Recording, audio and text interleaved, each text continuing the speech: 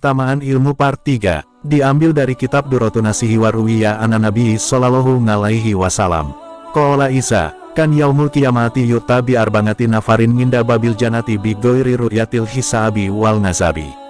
Al-awwalul ngalimu latsi ngamila bi ngilmihi, watsani hajulatsi haja bi ghairi ngamalil fasaad, wasalisu syahidul latsi kutila fil marokaati, warobingu sahiyulatsi iktasaba malan halalan wa anfaqahu fisabilillahi bi ghairi riyain. Fayunazingu baduhum badon li duhulil janati awalan, fayursililahu ta'ala Jibrila li yahkuma bainahum, fayas, alu awalan syahidan fayakulu lahu, mangamilat fidunya wa antaturidu duhulal janati awalan, fayakulu, kutiltu fil marokati li rodolohi ta'ala, fayakulu miman syamita sawabas syahidi. Fayakulu, minal mulamai, fayakulu, ihfadol ada abala tukodim ngalamu ngalimika sumayar fangu rosau ilal haji fayakulu mitsla zalika suma ila syahihi fayakulu mitsla zalika. Sumayakulu ngalimu, ilahi mahasyoltu ila bihawati saki wabi sababi ihsanihi fayakulu lohu ngaza wajala, sodakol ngalimu yaritwanu ifta abwabal janati hatta yadula sahil janati wa haulai badahu.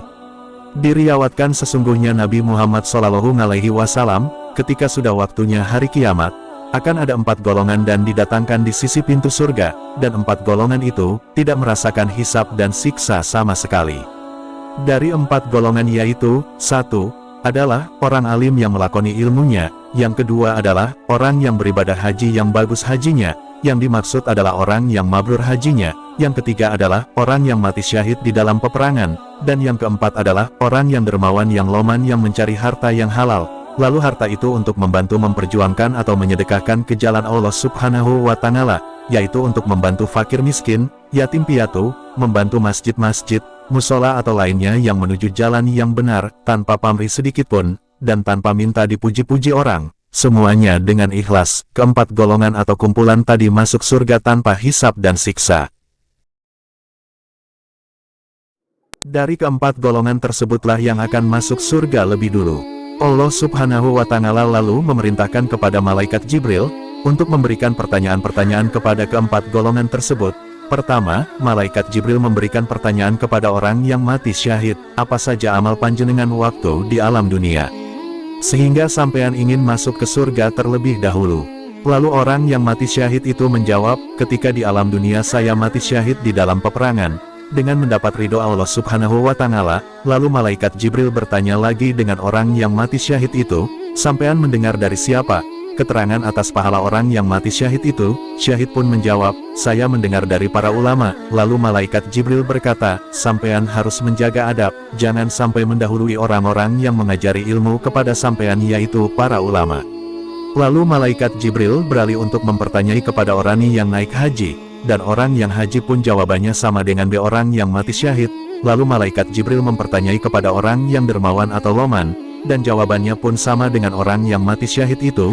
Lalu malaikat Jibril mempertanyai kepada orang yang alim, dan orang yang alim itu pun menjawab, ya Allah, sungguh tanpa orang yang loman atau baik hati itu saya tidak bisa mendapatkan ilmu, dan saya tidak bisa mengaji karena tidak punya uang sebagai saku saya untuk pergi mengaji karena jauh, dan karena orang yang loman itu yang membiayai segala kehidupanku sehingga saya bisa berhasil, bisa lulus ngaji. Allah SWT lalu berkata, benar, orang yang alim ini. Hai malaikat Ridwan, bukakan pintu untuk orang-orang yang loman ini, supaya masuk ke surga lebih dulu. Wa qala ngalihi sholatu wassalam, fatlul ngalimi ngalal ngabidi kafatli ngala atnaakum.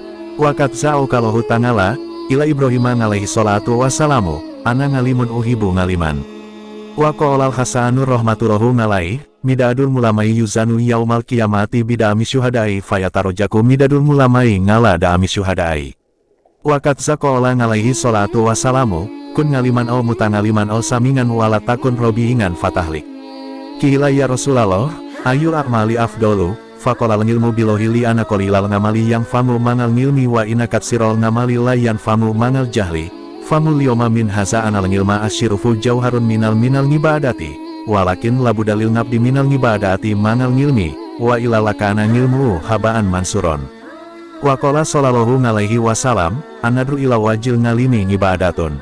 Wakola alaihi salatu wassalamu, innallaha wa malaikatahu wa ahlas samawati wal ardi hatanam lata fi juriha wal huta fil bahri la yusoluna ngala mungalinina asikoiron.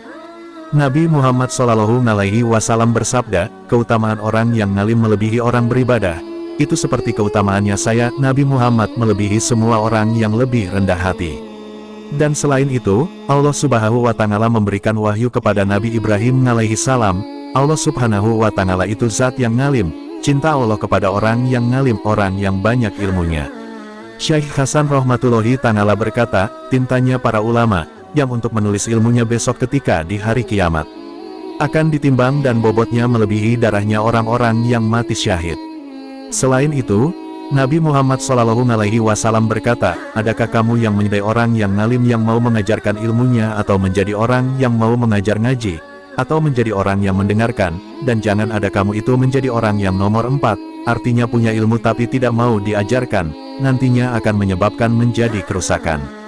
Rasulullah dimintai keterangan, mana amal-amal di antaranya yang lebih utama. Nabi Muhammad SAW lalu menjawab, yaitu ngaji ilmunya Allah Subhanahu wa Ta'ala, karena sedikitnya amal, serta ilmu itu manfaat, dan banyaknya amal, serta bodoh itu tidak manfaat. Yang dimaksud dari keterangan itu adalah, ilmu itu lebih utama-utamanya mutiara, daripada beribadah, tapi menurut saya. Dan tidak bisa tidak, beribadah itu haruslah disertai ilmu, walaupun tidak demikian, maka ilmu itu ibarat amon-amon. Nabi Muhammad SAW berkata, memandang wajahnya orang yang ngalim, itu termasuk beribadah. Nabi Muhammad SAW berkata, sesungguhnya Allah Subhanahu wa Ta'ala dan para malaikat dan para ahli 7 langit dan bumi, sehingga semut-semut yang ada di rumahnya dan ikan-ikan yang ada di dalam lautan, mereka semua selalu memohon supaya selalu diberikan kebaikan kepada orang yang mau mengajarkan ilmunya kepada sesama manusia. Para pendengar YouTube yang setia, mungkin ini saja dulu untuk konten tentang keutamaan ilmu part 3, dan semoga kita semua dapat mengambil hikmahnya dari keutamaan ilmu tersebut. Semoga kita semua menjadi tambah takwanya kepada Allah Subhanahu wa Ta'ala, dan semoga kita semua dijauhkan dari api neraka, selamat dunia akhirat, dan selalu mendapat ridho Allah Subhanahu wa Ta'ala, dan mendapat ampunan, dan semoga kita selalu diberikan kemudahan untuk urusan dunia dan akhirat, tambah umur, barokah rejeki, dan dilapangkan rejeki dari Allah Subhanahu wa Ta'ala. Mohon maaf bila ada kata-kata dari saya yang kurang pas, dan kurang berkenan di hati Anda semua. Terima kasih, kita jumpa di keutamaan ilmu part berikutnya. Wallahu a'lamu bishawab. Wallahu muwafiq ila aqwamit thoriq. Wassalamualaikum warahmatullahi wabarakatuh.